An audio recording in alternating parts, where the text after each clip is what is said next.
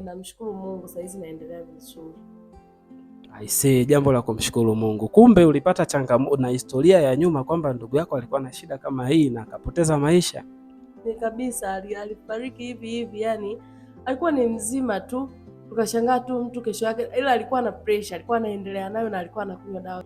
Tukashangaa tu siku moja napigiwa simu naambia dada yangu amekufa. Yani niliumia sana.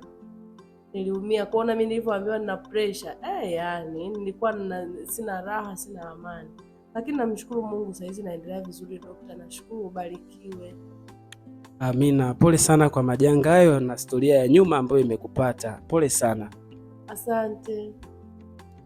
Sawa kabisa. Hebu niambie, maana sasa hivi niko na wewe, huu ni mwezi wa pili kwenye awamu ya dozi unaendelea nayo na umepata matokeo mazuri haya.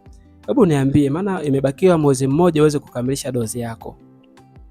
Ndio maana nimekuja leo, nimejipiga japo ni gharama kidogo dawa zako, lakini nimeamua kujitahidi ili angalau nikamilishe dozi, hata kama ni gharama, lakini nikamilishe tu ili niwe imara kabisa, maana uliniambia nitumie miezi yote 3. Ndio maana nimekuja leo. Safi sana. Naamini kabisa ukimaliza miezi yako 3 utakuwa vizuri kabisa, mwili wako utakuwa stable, pressure yako itakaa vizuri, au changamoto hii. Naamini utakuwa vizuri kabisa. Mimi ni kushukuru kwa kushare taarifa hii na mimi na kunipa ushuhuda huu mzuri, kunipa feedback. Hebu wahakikishie watazamaji na wanaonifuatilia juu ya changamoto hii. Je, ni kweli inawezekana kupona kabisa?